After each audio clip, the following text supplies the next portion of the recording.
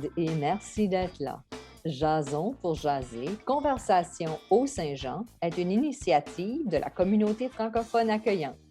Mon nom est René Morel et j'ai le plaisir d'accueillir Xavier Muez, originaire de la Belgique et propriétaire d'une entreprise d'importation de chocolat belge.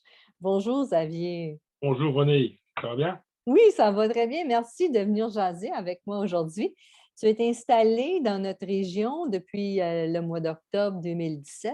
Parle-nous un petit peu de ton entreprise Royal Gastronome, un peu de tes produits, puis où on peut se les procurer. Royal Gastronome est une compagnie que j'ai créée ici en janvier 2018 pour faire l'importation et faire découvrir les produits du chocolat belge, non seulement au Nouveau-Brunswick, mais aussi à travers un petit peu d'autres provinces du Canada. Euh, Parce que je suis venu ici m'installer au cours de mon processus, étant entrepreneur depuis maintenant 30 ans, en Belgique également. Et donc, c'était un processus naturel, un circuit normal qui s'est fait que voilà, je suis parti en entreprise parce que c'est quelque chose qui me motive, c'est mon adrénaline, c'est mon arme de vie. Et qu'est-ce qui est différent entre un chocolat belge puis une autre sorte de chocolat? Alors, il ne peut s'appeler chocolat belge, en réalité, selon la législation du Canada, que du chocolat qui est fabriqué en Belgique. Et donc, quelle est la différence principalement? La différence réside d'abord dans le chocolat. On travaille toujours le chocolat avec 100% beurre de cacao. Donc, il n'y a pas d'huile complémentaire, d'huile de palme ou d'huile végétale. C'est vraiment l'huile qui est récoltée de par les fèves de cacao qui donne le goût et cette saveur. L'autre différence du chocolat belge, c'est au niveau du sucre. En Amérique du Nord, on travaille plus avec du sucre de canne qui donne un goût un peu plus amer, un peu plus d'amertume, tandis qu'en Europe, on travaille avec un sucre de betterave sucrière qui est un sucre beaucoup plus doux, qui est un sucre qu'on peut raffiner, qui est un sucre blanc. Et donc, ça donne d'autres saveurs par rapport avec le chocolat et ça se combine bien à ce moment-là. Et les gens de la région du Haut-Saint-Jean, ici, on peut se procurer tes chocolats où? Et les gens ailleurs, je crois que tu ne vends pas seulement des chocolats à Edmundston. Non, ici, dans le Haut-Saint-Jean, à Edmundston, on travaille principalement et exclusivement avec IGA, à Edmundston, rue Victoria. On le diffuse également à Bathurst, on l'a également à IGA, Rivière-du-Loup. On en distribue à Sherbrooke, à Trois-Rivières, à Ottawa. Parce qu'on a ce chocolat belge particulier également, c'est-à-dire qu'on a deux produits complètement différents. On a un produit chocolat belge traditionnel qui est typique de la Belgique, puis on a aussi un chocolat belge qui est sans sucre, qui est à base de stevia. Donc pour les personnes qui sont diabétiques, pour les personnes qui veulent faire attention, c'est un produit qui se distribue dans les Rachel Berry, où on peut bénéficier justement de toute cette saveur de chocolat sans être contraint avec le diabète. Donc, on peut se faire des petits plaisirs chaque jour. Et c'est vrai que le chocolat est une culture en Belgique. On produit des milliers de tonnes chaque année. On l'a créé, on l'a développé en Belgique. Et puis, on a même formé les Suisses.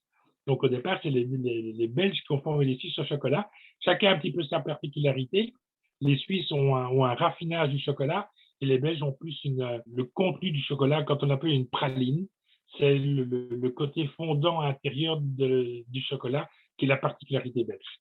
Alors, comment qu'un gars du pays de l'origine du chocolat se retrouve dans le pays de l'origine de la ploie, qui est la crêpe traditionnelle de notre région, pour ceux qui ne le savent pas? Eh bien, en fait, au départ, avec mon épouse, on avait voulu immigrer au Canada il y a déjà 20 ans, 25 ans. Le projet ne s'est pas réalisé à ce moment-là. Puis en 2012, par hasard, l'idée s'est remise à la source. On a fait des voyages exploratoires depuis août 2013. On en a fait plusieurs dans la région. C'est-à-dire qu'on a visité tout le Nouveau-Brunswick, que ce soit Moncton, Saint-Jean, Saint-Stéphane, Dieppe, euh, le village de Saguine. On a tout voyagé. Et puis, au cours de route, le processus a fait qu'on s'était installé, que je me suis installé provisoirement, enfin, que je me suis installé moi seul provisoirement en attendant la famille, à Edmundston. Donc, vous avez reçu votre résidence permanente avant d'arriver ici pour vous installer. Oui, c'était un de nos souhaits, c'était pouvoir bénéficier de la résidence permanente pour pouvoir, étant avec deux adolescents, une famille, on voulait aussi être sûr par rapport à ça, on veut une certaine liberté. Et donc, ça a vraiment été un choix de cœur et un choix libre de nous installer à Edmundston. Pourquoi? Parce que j'ai intégré un petit peu par hasard, j'ai découvert La Ruche, qui était un programme qui m'a fort soutenu au niveau social, au niveau économique, au niveau intégration, qui permet à un étranger, à un Européen, quand il vient ici, de découvrir les us et coutumes, de découvrir comment ça se pratique, comment ça se passe. Parce qu'on parle peut-être la même langue, mais l'accent est différent et les codes sont différents. Donc la ruche m'a beaucoup aidé. Puis du fil en aiguille, j'ai pu visiter le Cernano, qui m'a également pris en charge à ce moment-là, qui m'a également soutenu. Puis j'ai intégré le Rotary, j'ai intégré la patrouille canadienne de ski. J'ai découvert des amis, j'ai découvert des entraides. Et c'est surtout ça qui fait qu'à un moment donné, il y a un enracinement dans la région. C'est vrai que la région d'Edmundston est très similaire à une région qu'on a en Belgique qui s'appelle les Ardennes belges, qui était le lieu où il y avait la Seconde Guerre mondiale avec Patton. Et donc, le dessin vallonné de la région d'Edmundston est très similaire. Il y a beaucoup de points communs. On a des mentalités ardennaises et on a des mentalités de Braillon. Donc, c'est très complémentaire, c'est très similaire. Et donc, voilà. Donc, j'ai été charmé. Donc, voilà, je suis, comme on dit, tombé en amour sur la région. Alors, il y a plusieurs facteurs qui ont fait que vous avez pu connecter. Vous avez parlé de la ruche, qui est un accélérateur d'entreprise pour les nouveaux arrivants et aussi pour les gens canadiens. Donc, c'est un programme qui est soutenu par la Chambre de commerce d'Edmundston et l'Agence de promotion économique du Canada. Vous avez aussi parlé du centre de ressources pour nouveaux arrivants au Nord-Ouest. Oui. Alors, ce sont des organismes qui sont là pour aider les nouveaux arrivants à s'intégrer. Puis vous avez aussi adopté, vous faites du ski, vous faisiez du ski avant de vous joindre à la patrouille au Mont-Farlac? Oui, ben, je fais du ski depuis étant enfant, depuis adolescent. Donc, j'étais moniteur de ski en Autriche. Et donc, c'est vrai que le goût du ski est tout le temps resté. C'est pour moi une de mes passions, c'est mon sport favori, c'est le ski. Et donc, c'est vrai que j'ai pu rentrer à ce moment-là dans la patrouille. Cette, cette notion de service, d'aider, mais très important. Et donc, voilà, je me retrouve beaucoup dans cette culture d'entraide, de bienveillance dans la région. Le Cernano m'a aidé, la ruche m'a énormément aidé. Je dois avouer qu'en tant qu'immigrant, la ruche a été un programme qui m'a fait beaucoup de bien. Et voilà, c'est ce qui fait qu'on peut mettre le pied à l'étrier sans être abandonné, en ayant une forme d'encadrement et de soutien qui fait on prend goût et on reste. Et qu'est-ce qui te passionne par le travail d'entrepreneuriat? Parce que c'est pas tout le monde qui est appelé à être entrepreneur et s'embarquer dans ce type d'aventure-là.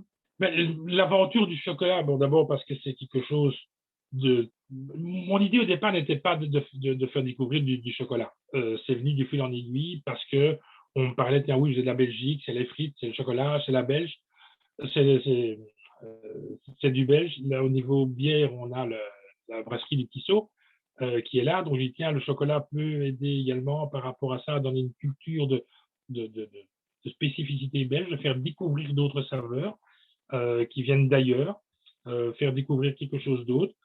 Mon esprit d'entrepreneur a toujours été depuis 30 ans, donc j'ai évolué dans différents secteurs, que ce soit dans la distribution, dans les grandes surfaces, que ce soit dans l'immobilier en Europe.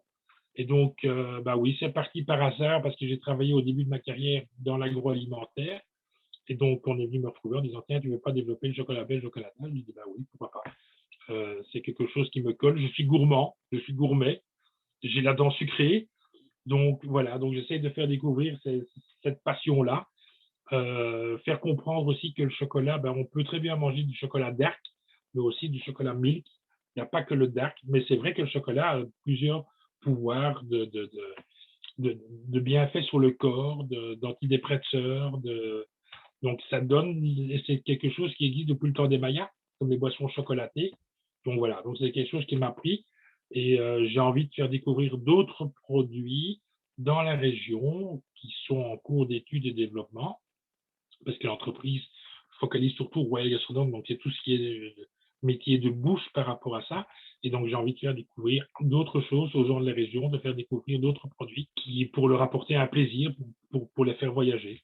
Donc, le chocolat, c'est la première étape et vous avez des idées d'expansion, c'est ça?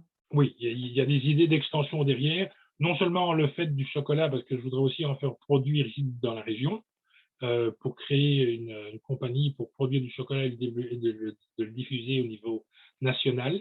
Heu, J'aime la région d'Edmundston, je peux dire que je l'adore. Je me sens chez moi, je me sens voilà, c'est mes 2 pieds sont scellés dans la terre et j'aime ça. Donc et d'autres produits sont là pour faire découvrir autre chose.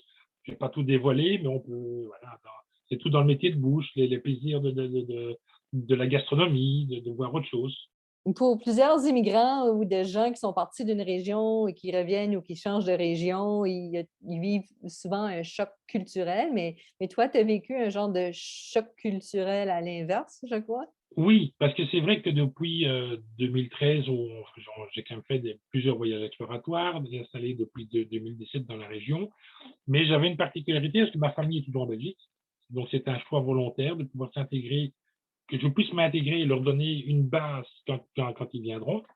Et donc je viens régulièrement 2, 3 mois, puis je retourne chez moi 1 mois, puis je reviens 2, 3 mois, en passant la majorité de mon temps ici à Livingston sur les 12 mois de l'année.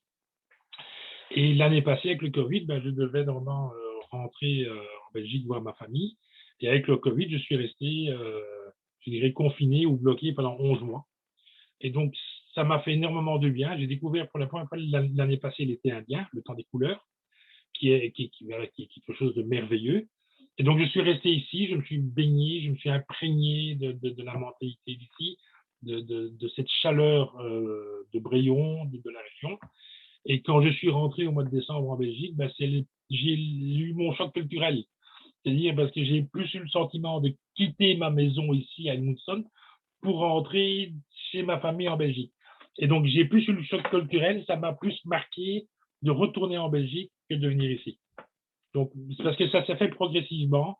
Au fil des années, j'ai pu appréhender, j'ai pu m'accoutumer à toutes les habitudes d'ici. Et ben, c'est vrai qu'en restant quasiment 1 an, puis rentrant en Belgique, ben, je me suis pris la porte dans la figure en Belgique. Et ce qui me fait prendre conscience de beaucoup de choses. Alors, est-ce qu'il y a comme, juste en terminant, est-ce qu'il y a des expressions de la région que tu as adoptées ou des mots qui t'ont surpris, que tu comprends maintenant que tu n'avais pas compris avant?